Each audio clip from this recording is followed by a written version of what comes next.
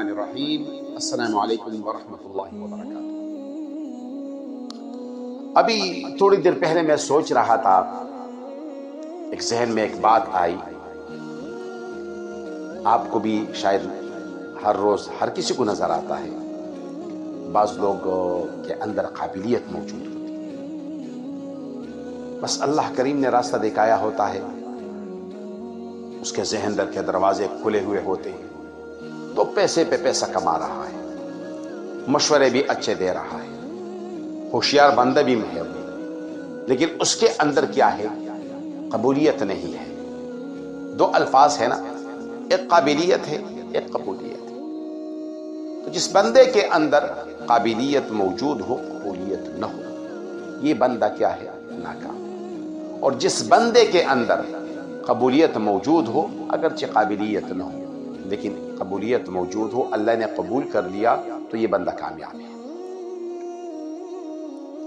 تو آپ کی دنیا اور آخرت کی زندگی کا دار و مدار، نجات کا دار و مدار وہ کس چیز پر ہے؟ قبولیت پر ہے۔ اللہ نے قبول کر لیا، تم کامیاب ہو گئے، لیکن اگر اللہ نے دھتکار دیا تو پھر تم کیا ہو گئے؟ ناکام ہو گئے۔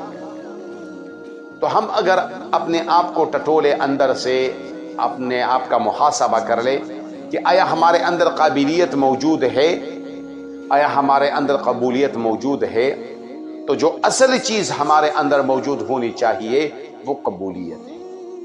ہم ایسے اعمال کر لیں، ایسے طریقے اپنائے اور ایسے اعمال اپنی زندگی میں لائے جس کی وجہ سے اللہ کریم ہمارے لیے اور آپ سب کے لیے قبولیت کے دروازے کھول دے، ہمیں اللہ رب العزت قبول کر لے، تو اللہ کریم ہم سب کی دعاؤں کو، ہم سب کی عبادتوں کو اپنے دربارگاہ عالیہ مقدسہ مطہرہ منورہ میں قبول فرمائے۔